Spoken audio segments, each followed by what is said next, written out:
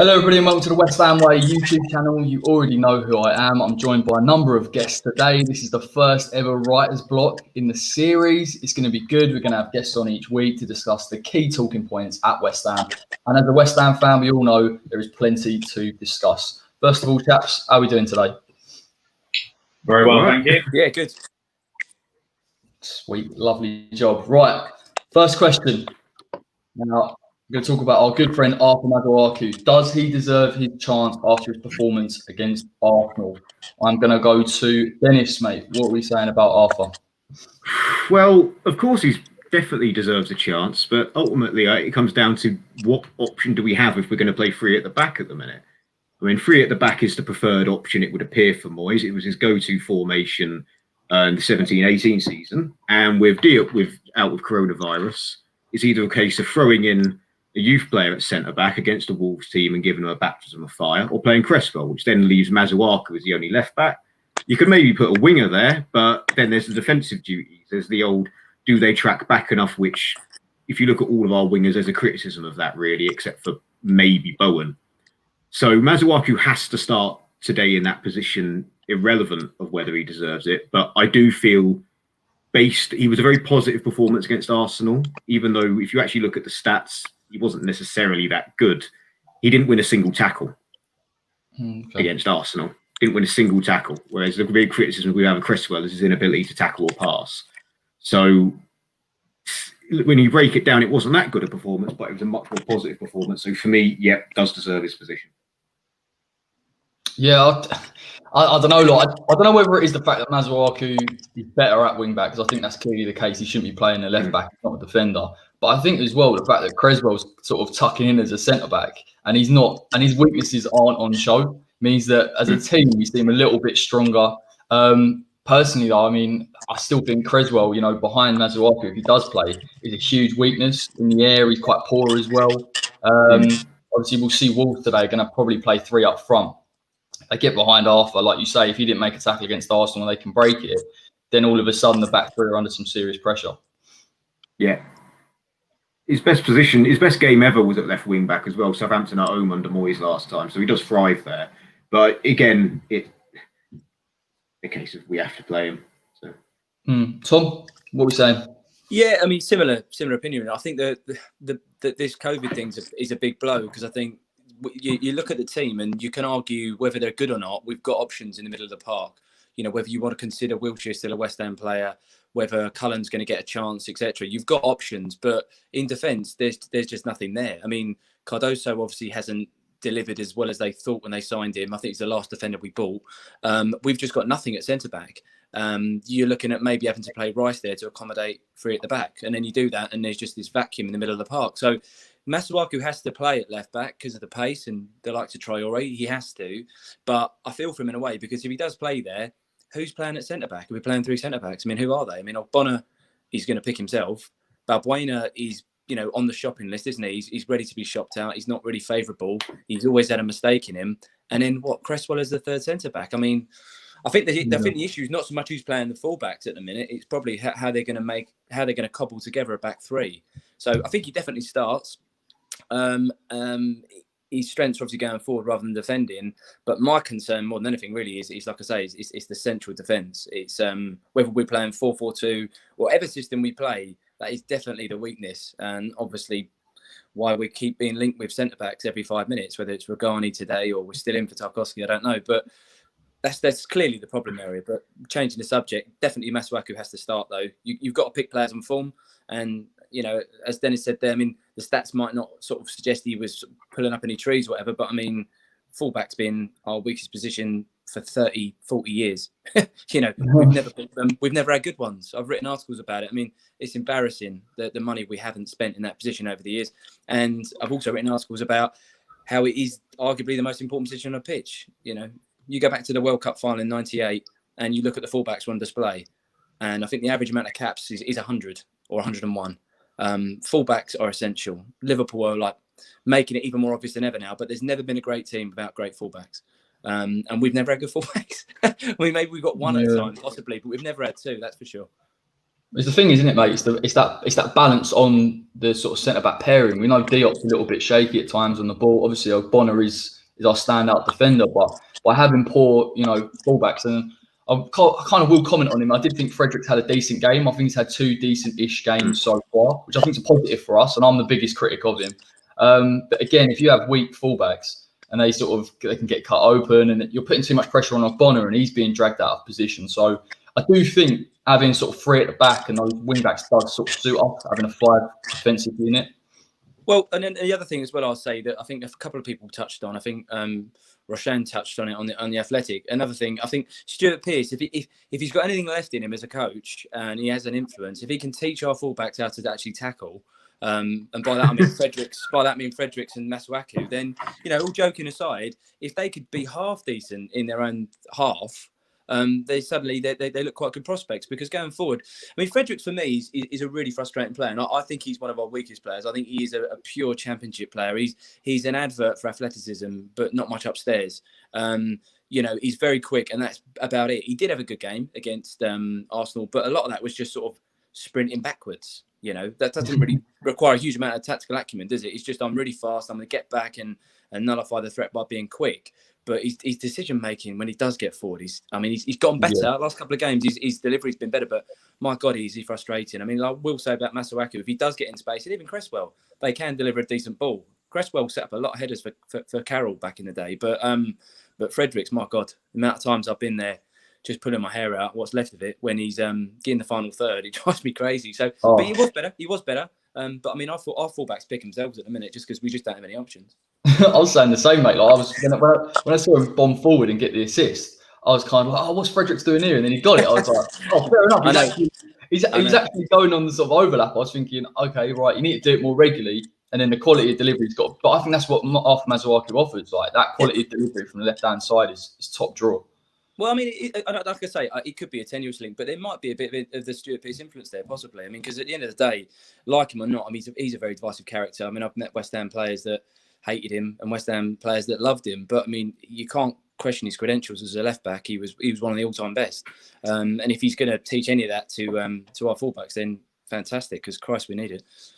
Yeah, Henry, mate, what we saying? Arthur in or Arthur out? I think he's got to start. I mean, everyone's got said, like, with the 5 back at the system of 5 at the back at the moment, like, Cresswell will probably be the one that goes as to left centre back, and therefore Masuaku is the only real option to go at left wing back, unless you call upon Emmanuel Longello, who I think is still a bit too raw to throw in against a team like Wolves. I mean, Adama Traore, if he senses that we're playing a 18-year-old kid, will probably eat that up with his power.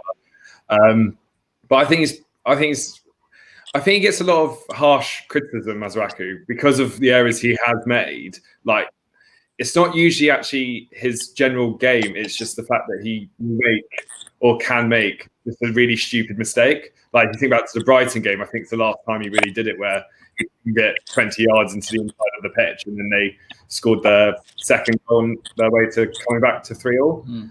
In terms of, like, his actual game, I usually think he's relatively okay, because tackles, I always get surprised when you read how many tackles a defender makes per 90 minutes. It's like 1 or 2 or 1.4 or something per 90. It's not like, oh, this defender's made 5 tackles, because of the way they work out statistics. He might get to the ball a second before the striker, but it won't count as a tackle. It will count as an interception, or just he's picked up the ball kind of thing. So I do think he deserves a chance. I think in terms of going forward, that's what he really offers. I think that's why you see a lot of people say he should be played as a winger, or at least with a rotation in that position. Like, I think because he offers so much going forward, just on his ability on the ball. I mean, the amount of times he just will just drift past 3 or 4 players, and it sort of just goes under the radar. It's quite a lot. But then he almost gets into a position where he then has nothing to do, because no one sort of expected it of them. And it's only sort of works out once you have a striker in the box that is predicted he's going to do it, which hasn't really happened recently, especially from that left side. Yeah. So I think he's got to start. I think the only sort of, as was said, like, the main question mark is who takes that left centre back role. And in my opinion, I've sort of started to lose all faith with Cresswell with his performances recently. And I'd like to see Alese be given a chance. I think he's really shown what he can do against the League One sides in the cup, especially against Hull. I thought he was very solid. And the only way they're going to improve is by giving them chances in the Premier League. Like Declan Rice was unknown really, except for just in the youth academy, and then he got his game against Burnley, and then he's gone on to do what he needs to do. Like he wasn't comfortable when he started at West Ham. Like we all remember the Arsenal game where he sort of ducked out the way and they scored a goal. But now he's one of our most important players. I think the same should be done with the current youth academy that we have. They need to start being given chances because we're not buying anyone to come in. Yeah. Something does happen dramatically in the last days, which I mean, it could be Declan could go and we have an influx of money and then all of a sudden we splash it all. But there's no guarantee of that happening. So I think we need to start blooding in the youth academy players to sort of freshen up the first team before it stagnates even further. Yeah, I completely agree, mate. I don't know about you lot, but I hate the idea of sort of square pegs and round holes. And sometimes with this West Ham, what it feels like, we force players into certain positions that they're not comfortable in. When you start playing the 3-4-3, Masuaku is more comfortable at wing back. So Creswell's arguably the only one that sort of stands out in terms of not a natural centre back. In which case, I would look to either play Balbuena or Alese or bring him in. I just think they're just more, they understand that position, and that goes under the radar. Moyes does it way too much for me, where he starts to bring in players like Fornals on the left wing that doesn't really work, that you can see doesn't work, but he just sort of persists with it. So definitely, I just think we need to look at these young players who are natural in this position, and albeit they might not be at the level yet, they have got the potential to move into that role. We see it with Ben Johnson, you see it with Ngakia. It's quite statutory, really. I want to come to Mark. Are you a Creswell in or are you offering? I think ultimately it depends, as obviously everyone's been saying, is what tactic we're going to play. If we're going to go with the 3 centre backs and ultimately play wing backs, then I think Masuaku definitely, obviously going from a forward perspective, deserves an opportunity to play. However, I'm more of a Creswell in fan, just because I think he offers ever so slight, not much to be honest, because I think they're both terrible at defending. The drop off in Creswell over the last probably 3 seasons from a player who obviously got called up to the England squad is quite alarming. What I would throw into the mix with this is that no one's mentioned in really is if we're not going to play 3 at the back, purely because and we go sort of 4-3-3 or 4-2-3-1. I wouldn't play either Arthur or Creswell at left back because neither of them are good enough, especially assuming of course the trial Ray plays. And I would actually consider maybe putting Ben Johnson there. He obviously made his debut there against Man City. Was that 2-3 seasons ago? I think it was now. And I think generally everyone felt that he played, very well, especially considering who he was up against, etc. He's obviously played a couple of times there since we come back from lockdown. He obviously mainly played as the right back. But I think he's better defensively than both Creswell and Masuaku. Okay, probably doesn't offer as much going forward. But obviously the problem that we've got is that clearly we're conceding goals left, right and centre, which seems to be our tradition anyway. And I think maybe we should look at a different option rather than just hoping that Creswell or Masuaku are eventually going to get it right, because as I say, neither of them defend. And I remember a game against Newcastle at home, probably the best part of maybe about 2 seasons ago now, when Benitez was the manager.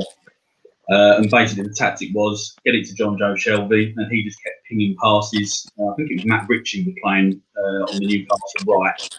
Obviously, I know he was cutting back in. Masuaku was on the left, and you knew what was going to happen before the game. That either Masuaku didn't have the ability to switch on and realise that Ritchie was just going to keep cutting in all the time. And it was a well-known tactic, and I think Newcastle won comfortably that day 3-0, and 2 of the 3 goals came from that scenario that I just said. And I just think if Masuaku is going to play, he's got to play as a wing back. I just think it's a complete waste of time if we're going to continue to play him as a left back.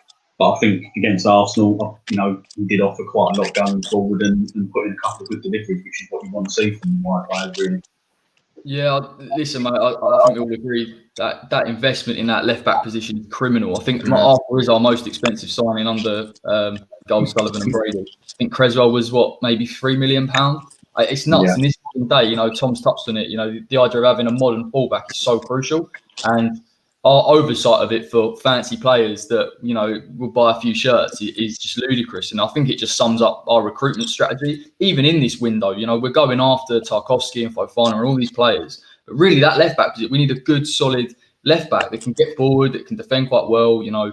And, you know, you've got the likes of Rico Henry kicking around at Brentford for £8 million. I'm not sure why we're not trying to test their resolve a little bit.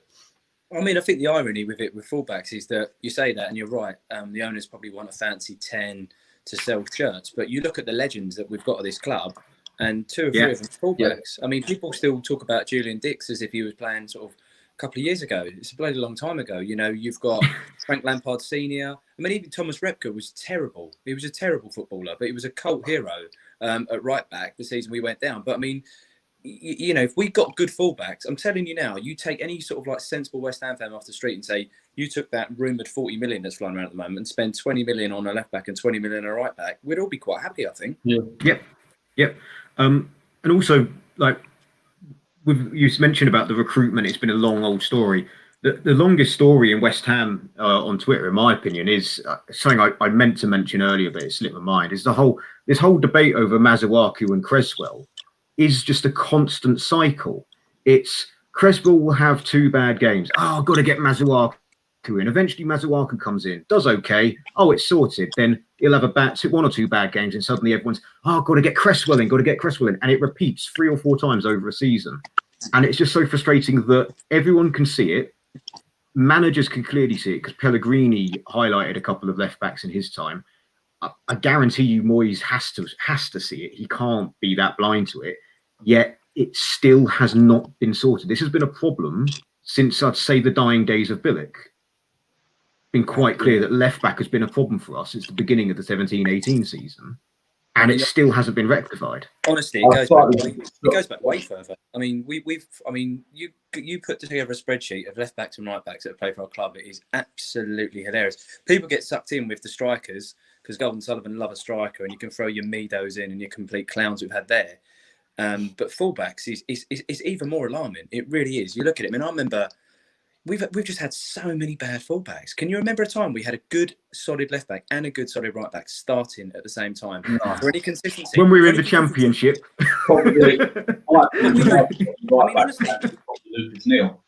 I mean, yeah, but McCartney still talked about as like a real like top hammer. I mean, he was a proper Championship, but he was like one of our best left backs. To be fair, compared to what we've got now, I'd rather have McCartney and I would rather have McCartney. Ryan. I'd take McCartney and Rufus Brevitt right now. That's embarrassing. No, but that's what it's come to. What about Wayne Quinn? Would you take Wayne Quinn back? Wayne Quinn, I've got to say, I think he's up there with Roberto for one of the worst players I've ever seen play for West Ham. Wayne Quinn. And if you say his name quick enough, it's what he is. The fact that he immediately went down to play non-league football after leaving us says everything, I think. Yeah. Cool. Right. So that was that segment. If you're watching, make sure to drop a like. If you're new, subscribe. This is a weekly thing, so we'll be talking about the left backs and right backs all season, if we're perfectly honest. Let's have a look. Martin Russell says, Antonio instead of Fredericks. What, wing back? I think he's too important up front at the moment, to be honest, but he has played there before. Daniel James says, unless it's a lot stronger than Cresswell too. I think we all agree he's a natural centre-back and probably slots in a little bit better. Marcus says, we need to play the 3-5-2, 4-4-1 with Antonio and Allaire in attack. Actually, I will touch on this before we move on.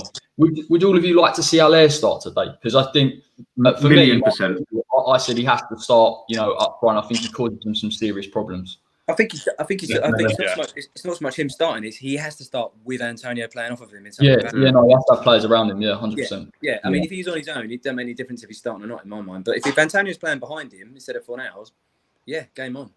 I think the best example of that was Southampton away last year. Yeah. Look how well they both linked up, and it's such a shame that two managers effectively haven't explored that option more often. And I'm scratching my head at that because it makes no sense. Well, they're just both so. The home tie against Southampton. Both of those games. Each other off brilliant. I think how they were so successful at Frankfurt with this 3-4-3 system.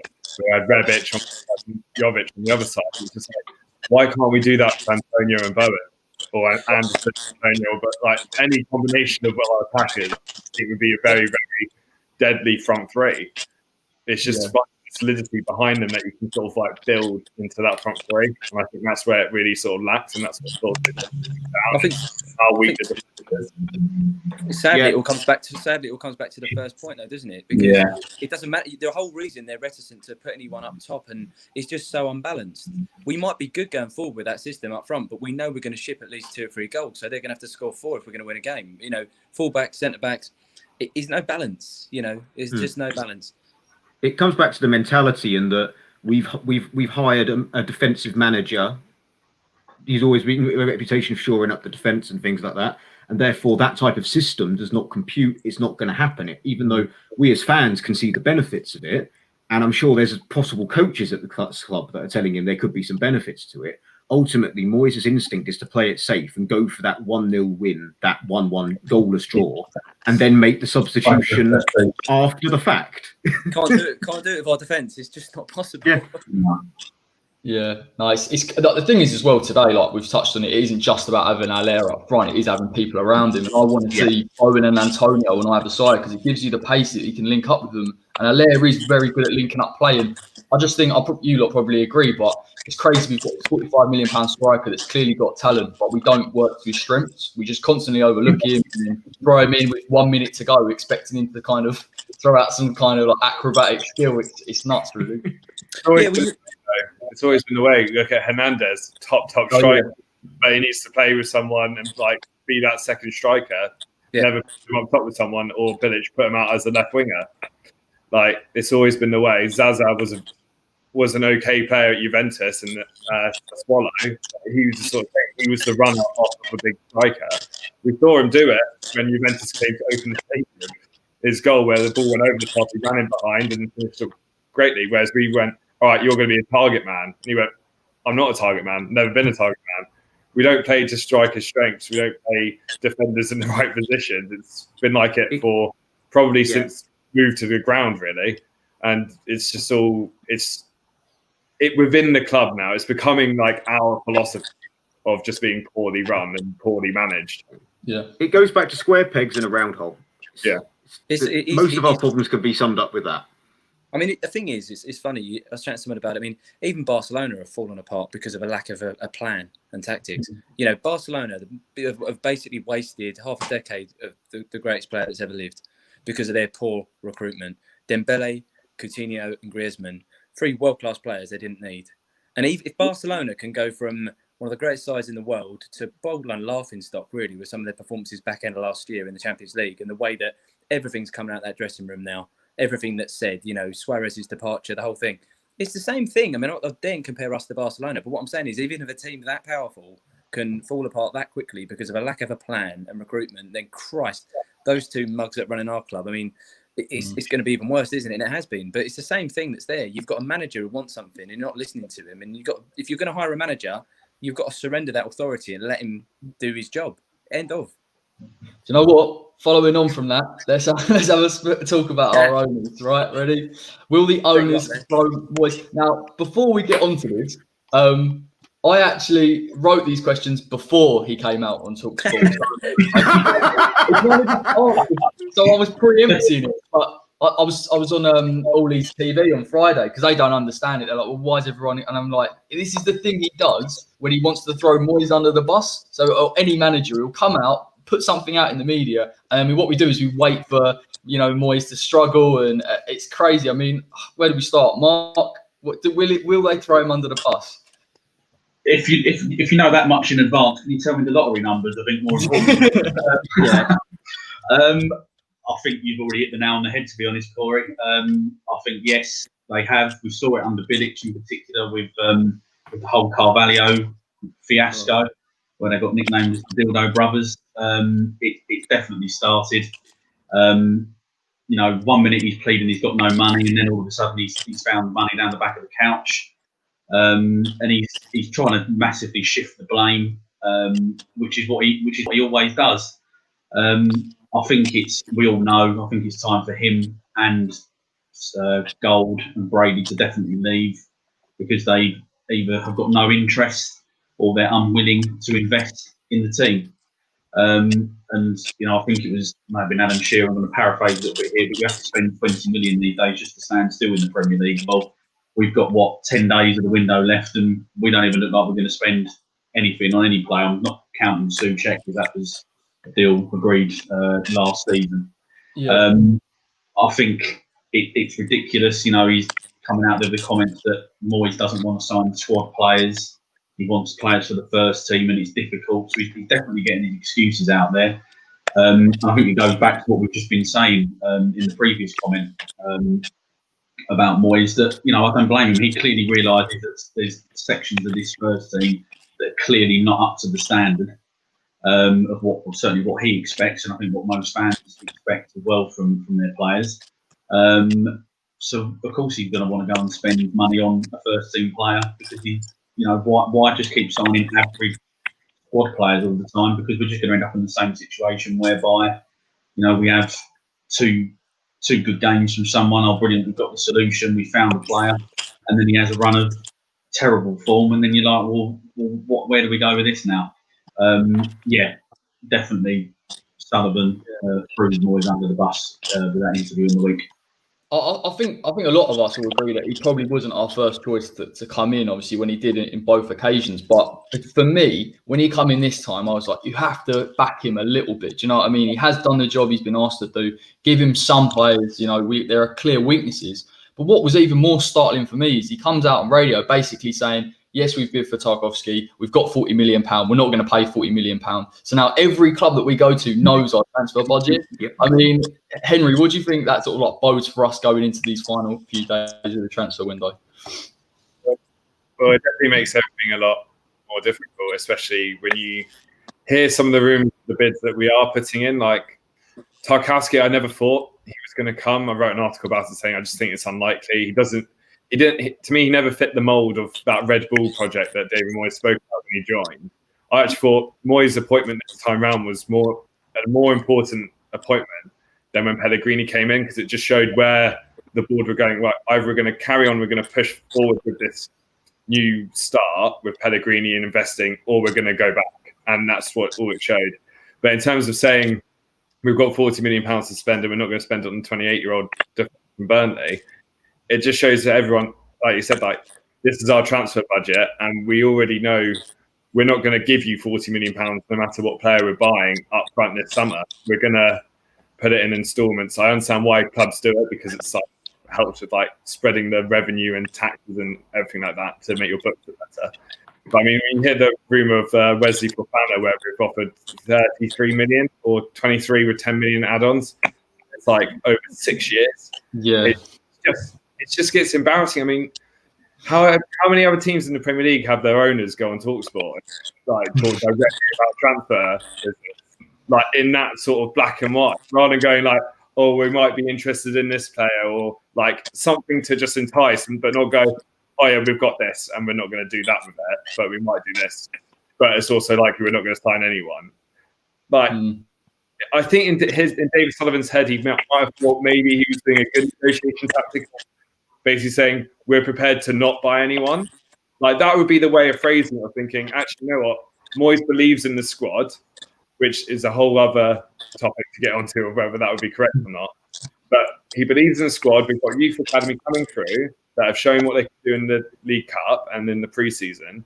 So actually, on the paper where it looks like we need to invest, we actually might not need to, because of the quality in the academy. And then therefore saying we're prepared not to spend, and then maybe go in January if we need to. That's a different way of saying, oh, we might not buy any players because we're going to fail.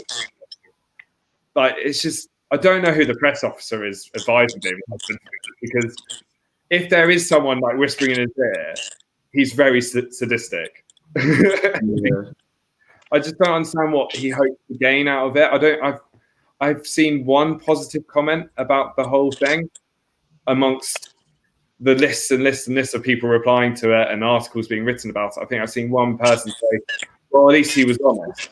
And it's well, was he honest? Because let's face it, he's a billionaire and he's only got rich over West Ham, yet our expenditure did go up under Pellegrini, but has now come right back down. So I imagine if he'd come out and said, "Oh, January was the biggest January we've ever had, where it's a hard time to buy players, and we spent or agreed to spend near £40 million with Bowen and Souček," and then said, and also we paid the rest of the Souček bill in the summer, had to pay 12 million or so for Alex instalments, because I think there were 2 of them, and other players' instalments that we've had to pay. Just come out and be honest. I think fans would be a lot more accepting of the situation if he was just like, look, we're trying everything we can, but we have to do this, we have to do this, we have to do this. On paper, everyone looks at it and says, we live in a stadium that's only paid so much in rent and everything like that. But and I know obviously you get a lot of the finances on companies' house, but if they just come out and said, look, this is the situation, we're going to try our best, and if it doesn't work, we'll be open to ideas, input from the fans. Like, it's just the fact of always sort of blaming someone else, passing the buck from them. Like over the summer, everyone's saying, we can't sign, COVID's destroyed like early finances, and then Wolves have spent how much money? They just spent £30 million on a Barcelona right back. Like Everton, James Rodriguez and Decore and Alan, while also agreeing to build their new stadium. So they're not really being affected by COVID too much, because they're expecting an outlay of hundreds of millions of pounds in the next couple of years that they've agreed to. I'm really sorry about the dog. I know. But like, no one else is struggling. We're the only team that's struggling. I mean, if you look at the Championship, Nottingham Forest have signed 13 players this summer. They might not be good, but they're still agreed and paid for it. Like, we're the only club, I swear, that I can think of off the top of my head that is actually sort of struggling through COVID. Watson. But yeah, it's just trying to sort of peddle a story that everyone knows that doesn't add up. That's sort of easy.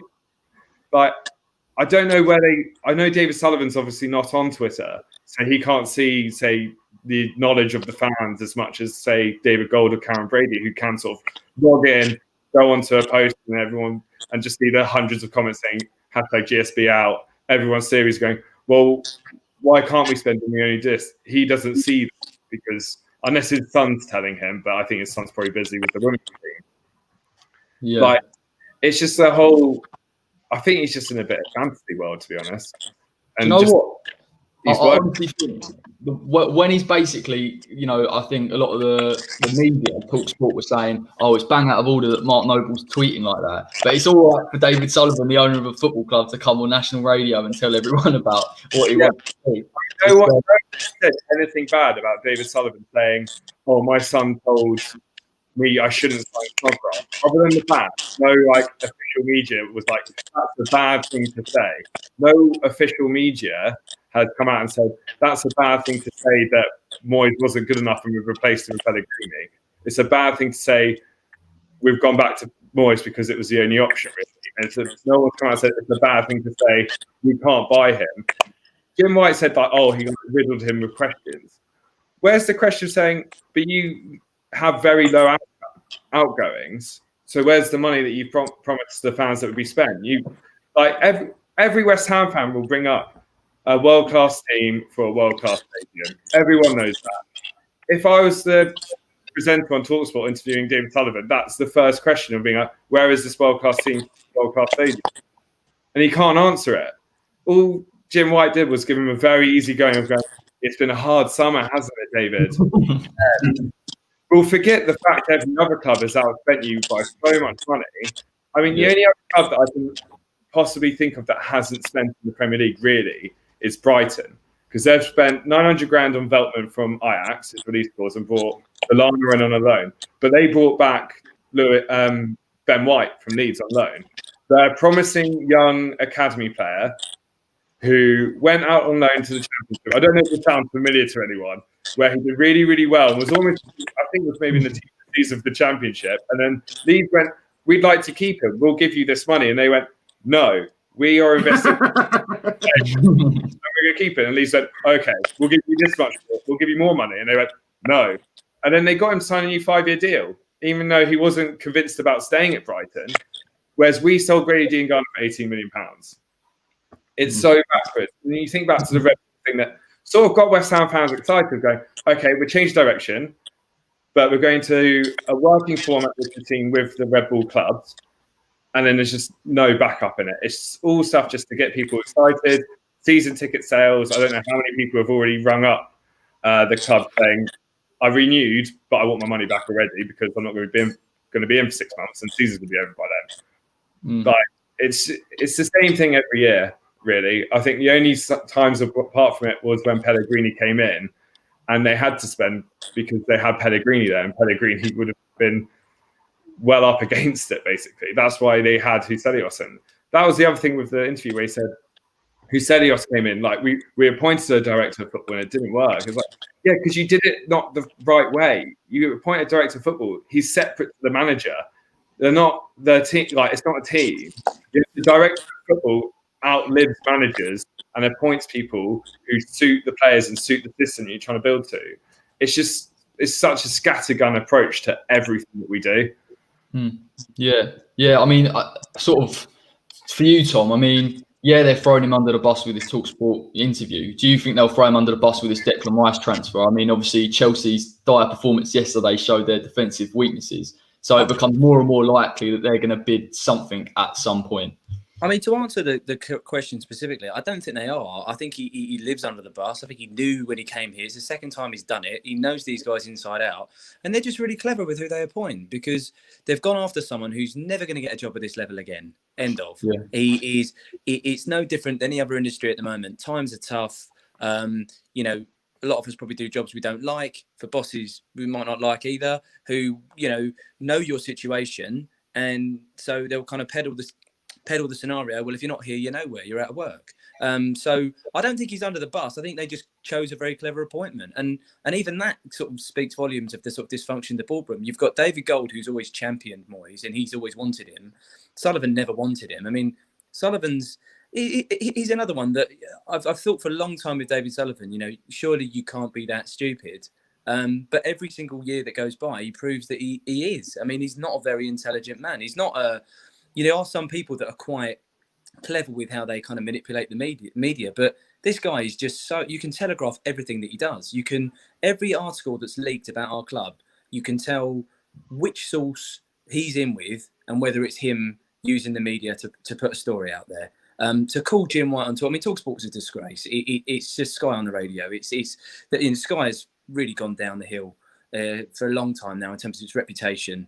You know, Sky sources report. I mean, they're just a disgrace, those guys. There's no validity in what they say. And TalkSport's no different. You know, they find something, they find a fan base like one of ours that's very passionate.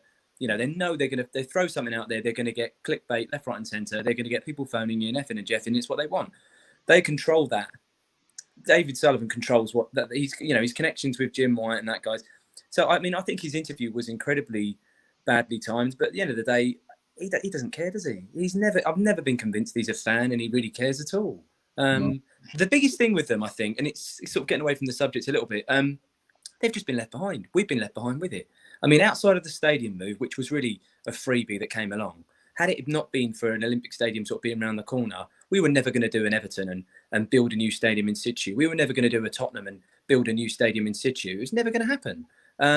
So if you take that out of the equation, which they've kind of got as a freebie, what have they really done to push the needle? I've always said it. They're rich and other clubs are wealthy. And that's where football's gone now. Football's not you don't see, sponsorship for sort of local paint and glue companies around the side on the advertising hoardings, like that's the era they belong to. That's the era that they know. And that's where they're from. These are old men, they are old men left behind. They're guys at the £1,000 buy-in blackjack table and they belong at the £5 buy-in blackjack table. They don't, whether they own the money or not, they're not interested in investing at the level that's required. And that's it, end of. So I don't think Moyes is under the bus. He knew all this when he came along. He's not come along. Pellegrini was thrown under the bus. Bilic was thrown under the bus. And they do throw managers under the bus. But I think with Moyes, he's just a puppet. He is just a puppet. He's not under the bus in any way, shape or form. This is his last job. He's a dinosaur. He's of the same era. He's of the same era. We're an early 2000s club at the most modern, if not 90s. Everything about it. Take the stadium out of it. The training ground, the manager, everything. The scouting approach. Everything about our club is circa 1999, maybe 2000, if you're being generous. I don't know if you all saw the picture that's done the rounds of Fleetwood's training ground. Yep. I mean, Yeah. okay, Very it's quite impressive. cleverly done. It's quite cleverly done with the lighting and this, that, and the other. But I don't care what lighting you do. I don't care if you get Ron Howard to try and build a set around it. Our training ground is a fucking joke. It's disgusting. And Fleetwood's, sorry to butt in, Fleetwood's training ground, at least it's a permanent structure, unlike our stupid portal cabins that we've got. Yeah. I used Yeah, when, I, 1 million when, percent. With the lighting. when I was a kid in the 80s and your school was being renovated, they'd wheel in Yeah, some same as mine. Yeah. temporary That happened structure. at my secondary school. Exactly the same. We all moved into porta You might cabins. do art in a building like that for 6 months with a leaking roof while they're building an extension on your school. But no, that's where we've got a we're apparently. I mean, look at the stake of football now. Back in the day, you had local businessmen owning clubs, local sponsors, local players. Right? These are multi-millionaire play sets, aren't they? Really, these are, if we're really delving deep into this, they're probably money laundering a lot of these clubs. It's something to put money through, and it's a way of cleaning your money. Most of these owners are corrupt as hell, and sort of, probably in bed with world leaders. And look what we've got. I'm not saying I want that. I'm not saying I want that, but I'm just saying we are just the most. It's embarrassing at every level. As we've talked on earlier, there are championship clubs with better infrastructure, not just training grounds, but just how they're set up. Who they look to appoint, their vision, their goals. I mean, anyway, Moyes is not under the bus. He's under the steamroller. He's under the steamroller, and he knew it when he went there, the silly bastard. But it is what it is for him. This is his last big gig. He's the last of the dinosaurs. Maybe Steve Bruce. There aren't many of them left. Yeah, no, do you know what, mate? I think you're bang on there, to be fair. Like, there is that dynamic between him and the board where he knows that's his last job in football. They know that he's under the cost and he can't get another one. It's almost a bit of a marriage of convenience between the two. And it's so, it's just frustrating to see, mate, because you can say what you want about Pellegrini and things like that, but for a short period of time, it did seem like he was forcing the board's hand a little bit in terms of giving a director of football, giving the money, allowing him to build a team. And then they renegaded on it completely. Now they've got another yes man in, and it's I think you hit on a good point there. And I think that they did renege on it a little bit, but they didn't like it, did they? No, exactly. Like it at all. Yeah. And I think the thing with Moyes, where I think he is, the one thing I will say where he is being thrown under the bus, I don't know who came up with this concept. And he has got a nickname, hasn't he? Dodder and Dave. I don't know where that came from. I wouldn't be surprised if that's been invented by Moyes. By Sullivan, because basically what we're hearing is that they're trying to sort of intimate that he's not sure, and because he did cock up with Maddison. He went to look at him and somehow didn't notice a world-class player. I don't know what he was thinking, but either way, they're living off of that a little bit and saying Dodder and Dave. He's not doddering. He just wants good players in the positions that he needs. I can't believe Sullivan had the temerity to come out and say, "Oh, well, he doesn't just want any old player." No, why would he? I mean, don't criticise the guy for that. I mean, that's just mental. Why would you? I mean, that's what I mean about the guy is an idiot. He's talk about PR training and whatnot. The guy is just absolutely just vacuous. I've never known anyone so stupid as David Sullivan. And I mean, unfortunately, I think we're stuck with him, aren't we, until this 2023 thing goes through. That's the bottom line. Didn't Sullivan sign like 3 players the next day if Moyes allowed it, kind of thing? He was like, I said, I could buy 3 players by tomorrow. I see Moyes doesn't want any other players. Like, completely agree with you. Of course not. He wants the right players. It's the whole time.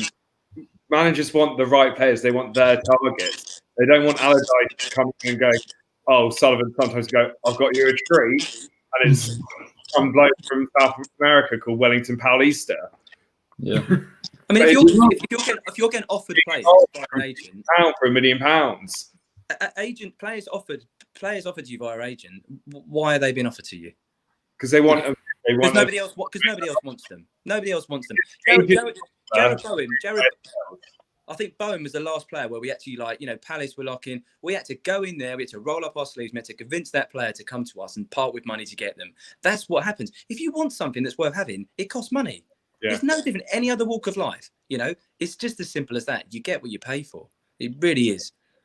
I mean, when you say it like that, it sounds quite in favour of the board, because the last time we did that is the last time we actually signed someone. So in terms of their current record, but I agree that's just pandering. Do you know what it smacks of? I don't know if you lot have seen it, but have you ever seen that Barry Fry clip? I think it was on Twitter where he's trying to. That is exactly how I imagine Sullivan trying to sit down with that's exactly how he does it. But who's best friends with Barry Fry? Yeah. David Well, Sullivan. That's the era. That's the era. We might as well get Barry Fry in. Oh God! What's Dave Bassett doing? Get Dave Bassett in. I mean, that's the era we're talking about here. Yeah. Dennis, mate, what are we saying about it? Is there anything else to say? I mean, yeah, because a lot of the things I was going to say have already been said, if I'm honest. But just to add in that I still maintain that Moyes knew what he was getting into, but I don't think he comprehended just how bad it was going to be this summer. I mean, we're hearing that he's still like the media like talk against him is, oh, he's still finalising targets. I refuse to believe he doesn't have targets. What it is those are targets that Sullivan is not willing to get, or they may belong to clubs that outright refuse to do business with us. I mean, after the Haller business, I mean, like I said, I've got friends out in Germany that say most Bundesliga clubs would probably never do business with us because it's caused absolute outcry in Germany. The fact that Frankfurt are still we still haven't paid any of the bloody money. We got told it was going to be resolved after the second payment. We've now missed a third payment, and FIFA have got involved. But we've got 8 days of the window to go, and I feel that interview for Sullivan, when you break it down, is that I can't afford the players that Moyes wants with the money I've got. I've got 40 million, quote unquote. They're going to sell Rice and say it's because Moyes wanted these players, and that's why we had to sell Declan Rice. Or we don't sell Declan Rice, we keep Declan Rice, we don't sign any other players, maybe a loan, and then say, well, the manager didn't want him. What can I do? I mean, they did the same with Bilic. They said, Iheanacho, for example, we came very close to getting him, if people remember, and Leicester got him. And the board went, Bilic didn't want him. And then suddenly, when he didn't set the world alight at Leicester, it's been rewritten that we didn't want him. The board, we didn't want him. He wasn't that good. Look, he's barely scored 10 goals at Leicester. And then the same thing with Carvalho is that, that email said we're going to loan a player from PSG. Now, I can't remember his name off the top of my head, and I'm normally really good with names, but the Polish holding mid that went to West Brom was the one that they were trying to force upon Bilic, and Bilic said no. And Sullivan said in an interview that Slaven, I wanted these players, it's that and the other.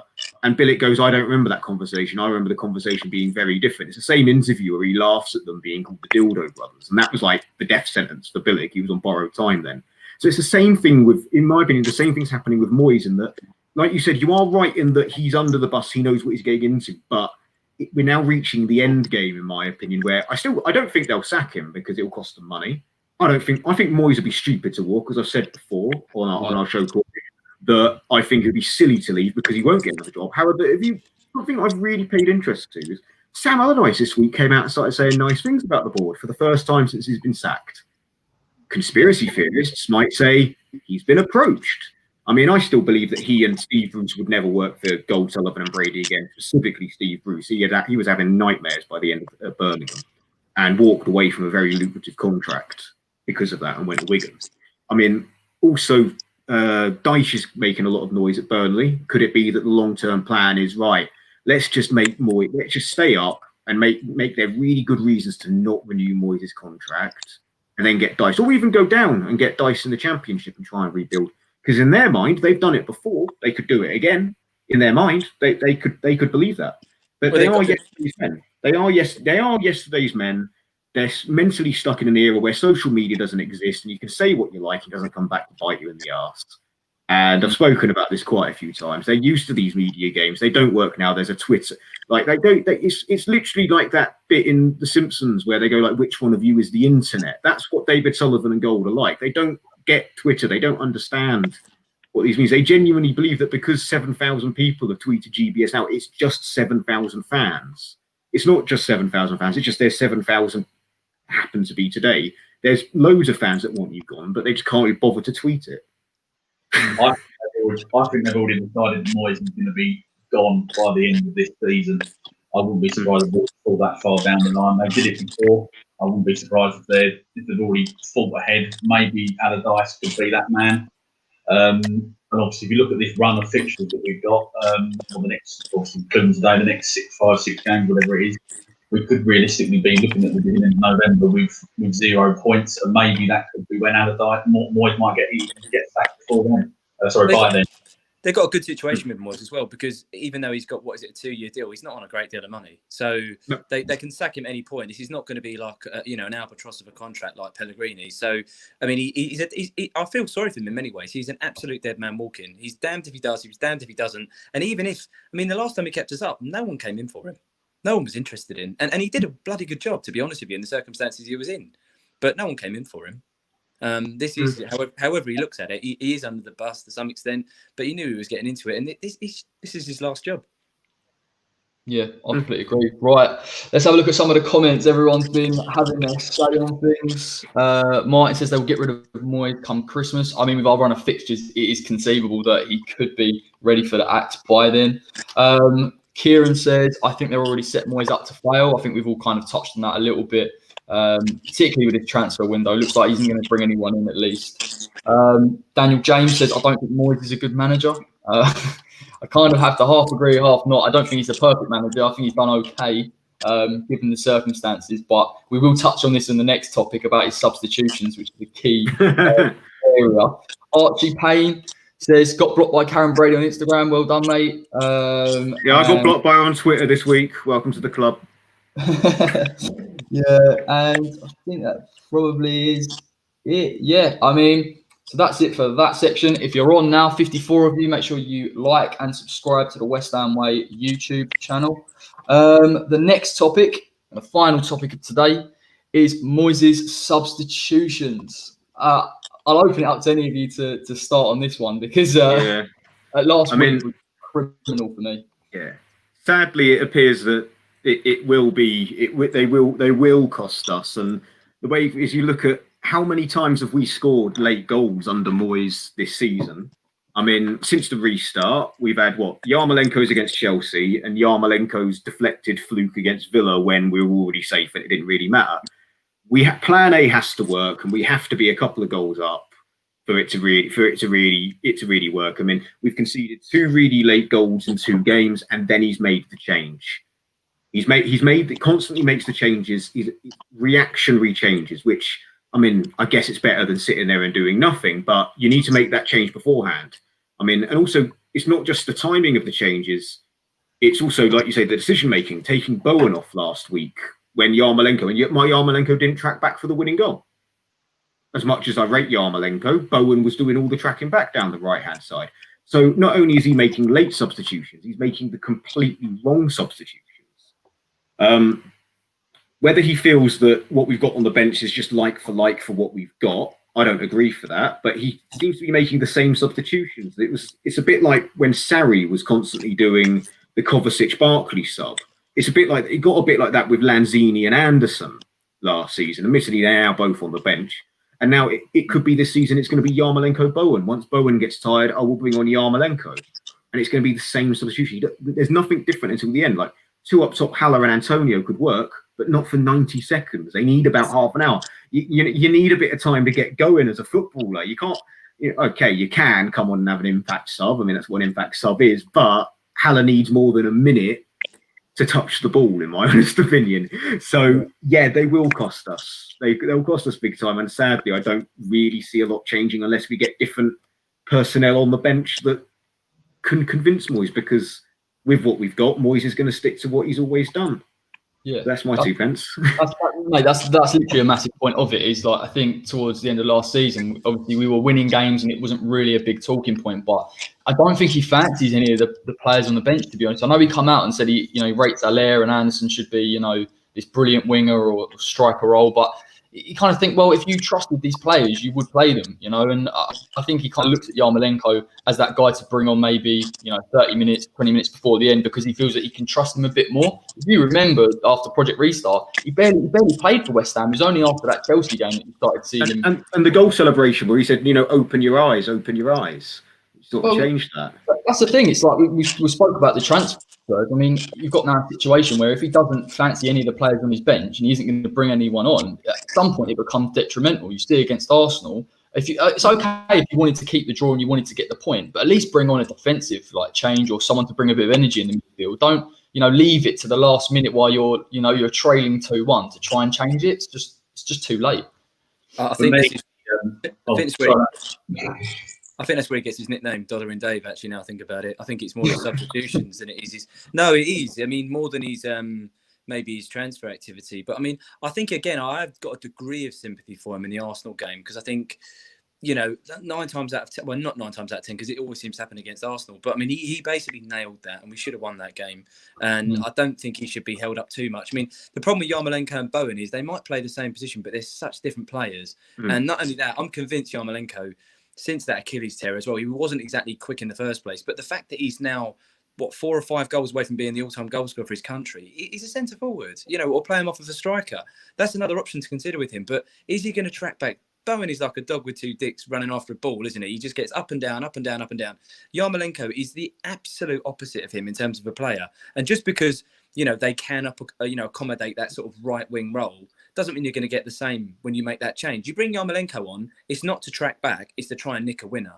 And so I think to some extent, I've got a little bit of sympathy for Moyes in the Arsenal game, but not a great deal beyond that. Because as you say, 9 times out of 10, it's not often you see the team sheet come out and there's most West Ham fans just going, yes, that's the team I'd have gone for. That's the team I'd have got. There's always 1 or 2 questions where you're like, you know, is he doing this? He's doing that. You know, the Fornals thing. I like Fornals, but he's played out of position and he's criminally wasted. He's not got the pace to play on the left channel. And so I think with Moyes, it's not so much his substitutions. I think it's his overall team shape. Because if you set up that bad in the first place, you need 5 subs just to fix it. So how are you going to impact the game? You've got to get it right from the first place. I also don't think he's got a great deal of options, changes-wise, because, as you say, he's got more of the same on the bench. How problems in defence. If one of your fullbacks is playing bad, what do you do? For Cresswell, wow, game changer. I mean, when I've seen that substitution, the worst one I can think of to mind was Arsenal at home last year, when I thought Arsenal were the worst team I actually saw. They actually reminded me of us. That's how bad they were. I remember sitting there, I don't know how we lost that game. Well, I do. He took Cresswell up and brought him. And then Pellegrini was our manager that day. It wasn't Moyes. Pellegrini was still our manager. Yeah, he was still our manager at that point. Yeah, I mean, fair play. But I mean, what the point I'm trying to make is that you can criticise whoever you want as the manager, but I don't think there are a great deal of options in terms of what's the big change you make. You know, how do you completely change things? You've got a little bit of like for like up top, but I mean, really, the options he's got are, I think, are more about getting it right in the first place rather than substitutions. You know, if he lines up against Wolves with Antonio, somehow he accommodates. I mean, it's easy for me to say. I don't know how you do it. You've got to get the balance right, but he's got to accommodate Antonio somehow, whether it's on the right or the left, playing off of Haller. So he's got something to work with, and then he's got a ballast in midfield to support that. How he does it, I don't know. But if he does do that, that's, you know, I think that's more of a criticism for me. It's more how he more how he lines up. His substitutions. I mean, I just don't think we've got a great deal to change a game anyway, to be quite honest with you. We've never been famous. How many times have you seen West Ham really turn things around a great deal because of substitutions? We're not a club that really... We've ever done it. Huddersfield at home under Pellegrini, brought on Hernandez. We did do that, yeah. Yeah, Huddersfield at home. You know, not exactly well beat. It shouldn't have been losing in the first place. No, exactly. But I mean, I think as well, as I said earlier on, I think with COVID as well, trying to change the momentum of the game is really hard without anybody in the stadium anyhow. So there's a limit to what your subs are going to do. I also think the drinks break going has affected a lot of these guys. The drinks break, it to some extent, was like a timeout. It was almost as good as a substitution. I think some of the managers have gotten used to that. There was a lot of goals scored around that mark. A lot of things happened because managers were getting that chance to have a little time out. And I think they might have gotten used to it as well. It's as good as a substitution in many ways because you're getting a chance to get a new message across to the players. But I think another thing as well with Moyes that kind of leans into his substitutions a little bit is that your manager on your pitch is your captain. And I don't want to get into, I'm sure it'll come up at some point, the sort of like Mark Noble debate. But at the end of the day, say what you like about Mark Noble. Okay, he's going to pick people up and carry them off the pitch when they're play acting. He's going to do all the sort of passionate stuff, but he's never been a vocal captain. I think Rice should have been captain ages ago. If we're desperately trying to convince this kid to stay, we've got to do everything beyond giving him a contract before Christmas. Make him the captain. He's vocal. He's very vocal. And that's as good as a substitution in itself, in my mind, because that's your eyes and ears on the pitch. So I think I'd criticise Moyes for a lot of things. These substitutions, I think, compounds it. But I think team selection, captaincy, shape, it's more that, I think. You're getting it that wrong in the first place. You only get 3 subs, right? So there's only so much you can fix, I think. I mean, that's the thing you touched on, the Nobes thing. I mean, I think Nobes is actually fit for this weekend. I'm hoping, Moyes keeps with the same shape and the same system that was a little bit more effective than against Newcastle. But in all honesty, we are likely to see Creswell start as a centre back and Mark Noble playing in midfield. Now, I don't know how you feel about Nobes, Henry, but I just feel like functionally he can't play that number 10. He doesn't. It just gives him a free role because it sort of relinquishes his defensive responsibilities because he can't track back anymore. And we need to find someone a little bit more athletic in that mould, someone that's got a bit of pace that's going to put pressure on opposition defences. I mean, as a West Ham fan, I can only ever love Mark Noble because he has given so much to the club. He is Mr. West Ham, but he never reached the potential that I think West Ham fans thought of him from when he was younger. But I think when he first broke through, scoring the volley against Bolton and the outside of the boot shot against Blackburn, we all thought he's going to be the England captain in the next 4 years. But if he comes on and he starts today and is playing in a number 10 role, it's just absurd. Like, if you could maybe argue to play him that when he was 21, 22, but when he's 33 and you've got Manuel Lanzini and Pablo Fornals on the bench, and you're saying to them, Mark Noble's better than you at this role, or even Felipe Anderson, like half the players we've got should be playing in that role ahead of him because that's the attacking role. Even if you said, okay, Haller's going to be the striker and Antonio's going to play in that role because we want you guys to be up there together. Rice and Souček, in my mind, are enough as to defend the back line. It's just the issues in the back line once players do get past those two. Yeah. Like, you should need a third defensive midfielder. If you're going to play one, Jack Wilshere, if he was fit, because he can do both. Mark Noble, unfortunately, he's not able to create the same way, or at least in the same consistency or regularity as Fornals, Lanzini, Anderson.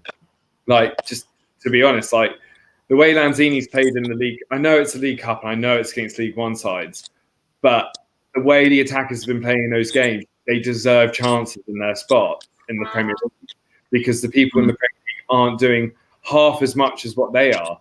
I understand there's a huge difference between the quality of opposition, but Lanzini, I think, what was it, the fifth goal or the fourth goal against Hull where he jinked 5 times and completely freaked the whole player out before laying it off to Anderson. Like, there's still a player in Lanzini. I think he's finally sort of slowly coming back to Lanzini we knew before his injury.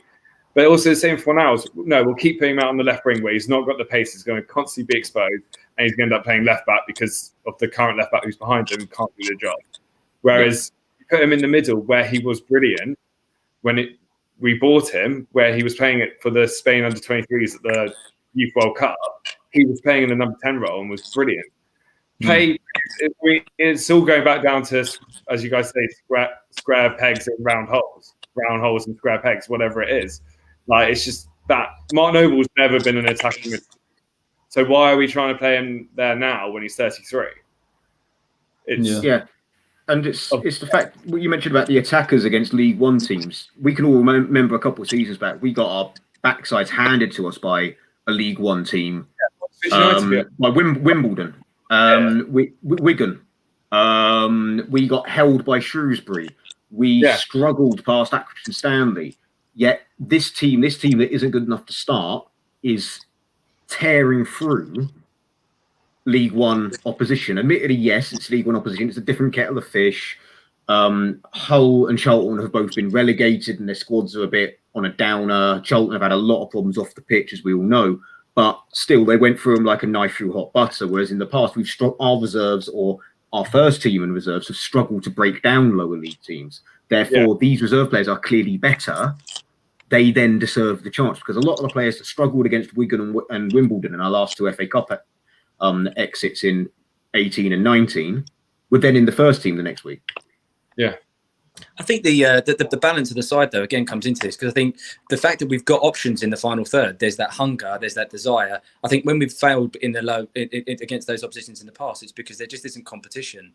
The players will know that they're going to be picked regardless. And I think that's the same, getting back to the very start of all this, is the lack of defenders. Where's the pressure on these guys, to sort of like perform week in, week out? We've got a lot of traffic in the midfield and up front, there's options. So I can understand that kind of competitive nature in the performances against Hull and Charlton in the League Cup, because these guys want to prove something, don't they? But the defenders, I mean, outside of the kids trying to break into the side, and I've got strong opinions on them coming into the side at the minute. As much as I'd love to see them, I think you bleed them in on a one-by-one basis into an organised, functioning back four or back three or back five. Because you saw it against Notts Forest when we put all the kids out and just destroyed careers left, right, and centre. Yeah, you it was don't play awful. them all together. And as much as I like these kids, they are kids at the end of the day. I mean, I can't tell you what I was doing when I was 17, 18, but I certainly wouldn't want to be facing Adama Traore. So that's one way of fast forwarding. But in all seriousness, now, I think the options in the defence come back again. To my point on all of this, I think that the squad imbalance is really what's killing us. There's just no competition in defensive places at all. I think one player who's really impressed me recently from the academy is Harrison Ashby. Not because of everything he did on the pitch, but his general physicality. He doesn't look like an 18-year-old boy. Like just like his physical shape and presence, he matched the experience of 22, 23-year-olds and older. He didn't. When I read he was 18, I was like, "There's no way that guy's 18. He looks bigger than me, and I'm 24, 25." Sweet. So he doesn't look like he's going to be shrugged off it. So that's a bit of hope for us, really. I think he's got a bit more physicality than most youngsters coming through. I mean, when we're Declan through, that can look like a little shrimp, really, how small he was when he started. But Ashby just looks like he's going to be a bit of he's not going to be shrugged off it, considering his age. I just thought, I'm sorry, mate, but in terms of the whole system we saw against Hull City, in both of the cup games we played, our team just has a little bit more balance and energy about it. And I think that's why you see the forward players bombing on and start causing issues. And Lanzini playing in that sort of final third where he can still affect games. Against the likes of Arsenal and Newcastle, where under Moyes, we're just so defensive minded, everything's about shape and structure where they can't move on. You don't see some of these players.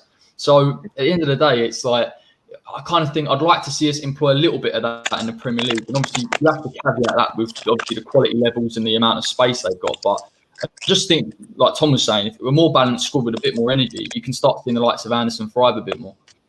One thing I'd like to see in the Wolves game is Balbuena's long passing.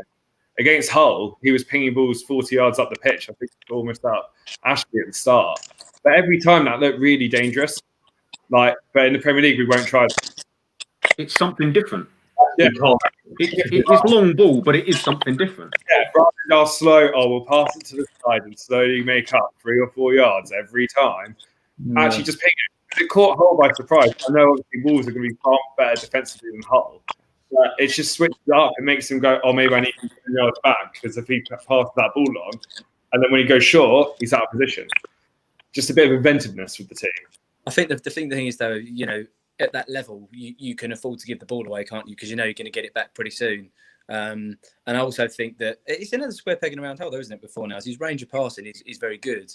We're not really seeing the best of him, to be honest with you. But it's just staggering that, okay, we're not football managers, but you take anyone off the street that's seen that guy play and they'll tell you what his natural position is and what his natural position isn't. I know he has played on the left a lot. But he's just being asked to do something. It's just not fair, is it? It's a bit like David Sullivan, our old mate there, hammering on about how hard he's working. Well, yeah, you're not qualified to do what you're doing. That's why you're working so hard. If you've got someone in who's a director of football to sort of get transfers done, it's going to happen in a day.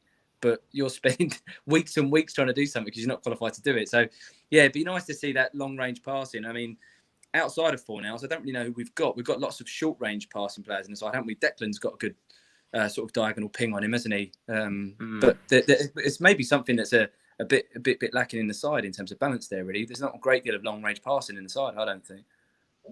I mean, Mark, what were we saying about the subs? Would you like to see Moyes start switching up a bit more, or would you like to see him potentially playing some of the attacking players we see in the cup competitions? I think it's a combination of both, really. I don't understand why he leaves it so late. It's already been touched on. We're talking about giving players, 5 minutes to try and turn a game around. Very rarely does it work. I do think that, these guys that are playing in the cup games have obviously taken their chance. They're knocking the manager's door down. And you do have to ask yourself as a player, well, if I'm doing it in the cup games and you're not going to pick me in the league, especially if I'm performing better, then when am I going to get a chance? I do feel that Moyes is obviously in a bygone era where you don't make subs, or if you do, it's a run out type of thing at the end of the game when 3 points are secured. I think the best example for me is the whole game. We were coasting, and yet he's still got the same mentality as if it's a league game that he doesn't want to change it. And we're only seeing guys come on for sort of 10, maybe 15 minutes at best. We're sort of 3-4-0 up at that point. Clearly, we're not going to lose the game. So why not give a youngster in particular an opportunity rather than, if he's going to make a sub, put it on someone that we already know, we've already seen what he can do. There could be a better option. I do feel as well that some of it has been touched on. Is there actually that much quality there on the sub bench? Or we as supporters have we got actually high expectations of these players? And are they as good as what we think? I mean, there's only really got one striker to change the game in Blair. I think he's a good player, but what other options has he got there on the bench to try and change the game up? I'm not convinced there's actually as many there as what we think, especially as on one hand we're saying, oh well, Lanzini should play as an example, and yet on the other hand we're saying, well, not in this conversation, but certainly other supporters are saying, well, Lanzini should be sold, he's not the player that he was, and yet, so what's Moyes meant to do? We can't, I don't think, have it both ways. Yeah, I mean, I kind of want to touch on it, but with Josh Cullen, obviously, he had COVID, so he didn't play in the cup competition. But what do we think about him being left out of the squad completely against Arsenal? Do you think that was a bit harsh from Moyes? I think so, and I think it goes back as well under Pellegrini. Why did we find Carlos Sanchez to basically sit on the bench when we could have had Josh Cullen, especially the year before? I believe he'd been out on loan to Charlton, right? Or Bradford or wherever it was, and he'd actually done very, very well. So you're thinking, well, why not give him an opportunity now? We don't need a player who was 32, 33, had flopped when he was at Aston Villa, clearly wasn't good enough there. He hasn't suddenly improved in that period of time. But why not have Josh Cullen around? I find it staggering that he wasn't included on the bench against Arsenal. Because if you look at the players that we then had on the bench, well, we haven't actually got an actual natural central midfield player there on the bench. If something has happened to Rice or Souček, well, you're suddenly going to ask Lanzini to come and play their role, and then you're then ripping up your whole tactical system because you haven't thought properly about what you're doing. So I definitely would have had Cullen on the bench against Arsenal. I know he's unavailable today, which is a real shame, because I think that he's actually taken his chance in the cup game. And he's done something that we've lacked in midfield for a little while now, which is that he moves the ball quickly. He doesn't turn backwards or go with it sideways. He does it to try and get it forward and feed it into the attacking players' feet. And I think that gives us a different option. And I think that it should definitely be something that's explored. I'm not too bothered that he's 24 and he hasn't had a chance in the Premier League. There's plenty of players that come up from the Championship that have been signed. Antonio, for us, is a classic example, who haven't had their chance at Premier League level, and yet, as soon as they get it, they prove that they're certainly worthy of an opportunity. And I think that's what we should think about with Cullen. Especially, well, we all think Rice is going to go. We're going to struggle, I think, to suddenly find a central midfield player within whatever the timescale is to replace Rice. We could potentially have, not at Rice's level, obviously, at the moment, but we could already have something that's ready-made, a replacement, and might help the manager spend that money on Rice elsewhere. Yeah, no, 100%. I mean, let's have a look at some of these comments. There's a funny one up here from Charles Johnson talking about the subs. Moyes will blame not making subs on the bad Wi-Fi. Everton Fresh Builder says Everton supporters always moan about Moyes differing. It's nothing new. That's a good point to make as well. Let's have a look. So Lawrence says can't blame the manager if players miss good chances. We did have a few chances against Arsenal, but yeah, I don't know. I would have liked to have seen. I think Yarmolenko, who was introduced maybe a bit earlier, maybe Anderson could have taken those.